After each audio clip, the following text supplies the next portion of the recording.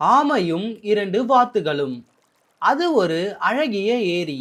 அந்த ஏரியில் அழகிய ஆமை ஒன்று தனது இரண்டு வாத்து நண்பர்களுடன் வாழ்ந்து வந்தது. தினமும் அந்த இரு வாத்துகளை ஆமை சந்திப்பது வழக்கம்.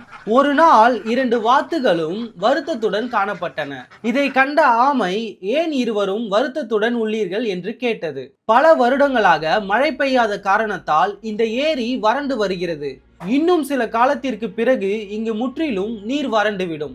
எனவே நாங்கள் இருவரும் பக்கத்தூரில் உள்ள ஏரிக்கு செல்ல இருக்கிறோம் என்று வாத்துகள் கூறியது. என்னை விட்டு செல்வதற்கு உங்களுக்கு எப்படி மனம் வந்தது?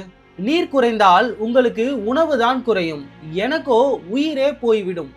என் மீது உங்களுக்கு அன்பு இருக்குமானால் என்னையும் அழைத்து செல்லுங்கள் என்றது ஆமை. உனக்கு தான் ரெக்கைகள் கிடையாதே, உன்னை அழைத்து போக எங்களால் எப்படி முடியும் என்றது வாத்து. அதற்கு ஆமை, ஓர் யோசனை செய்யலாம். ஒரு நீண்ட குச்சியை எடுத்து வாருங்கள், நான் நடுவில் என்னுடைய பற்களால் கெட்டியாய் பிடித்து கொள்கிறேன், நீங்கள் இரு பக்கமும் பிடித்து தூக்கி கொண்டு பறந்து செல்லுங்கள் என்றது ஆமை. நாங்கள் உயரே பறக்கும் போது நீ வாய் திறந்தால் கீழே விழுந்து இறந்து விடுவாய் என்று வாத்துகள் கூறியது. அப்படியானால் பறக்கும் போது நான் வாய் பேசாமல் இருக்கின்றேன் என்று ஆமை கூறியது. இரு வாத்துகளும் இரு பக்கமும் குச்சியை பிடித்து பறக்க நடுவில் ஆமை வாயில் பற்றி கொண்டு பறந்தன. சிறிது தூரம் பறந்தவுடன் ஆமை சந்தோஷத்தில் துள்ளி குதிக்க ஆரம்பித்தது. இரு வாத்துகளும் ஆமையிடம், சிறிது நேரம் அமைதியாய் இரு, இல்லாவிடில் நீ கீழே விழுந்து இறந்து விடுவாய் என்று கூறியது.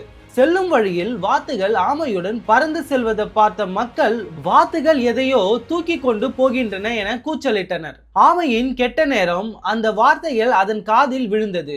இந்த மக்கள் ஏன் இப்படி கூச்சலிடுகின்றனர் என வாய் திறந்து பேச, அது பிடித்திருந்த பிடி விட்டுவிட கீழே விழத் தொடங்கியது. கீழே விழுந்த ஆமை உடல் சிதறி இறந்தது. நீதி வருமுன் காப்பேனும் சமயோசித புத்தி உடையவனும் சுகம் பெறுவார்கள்.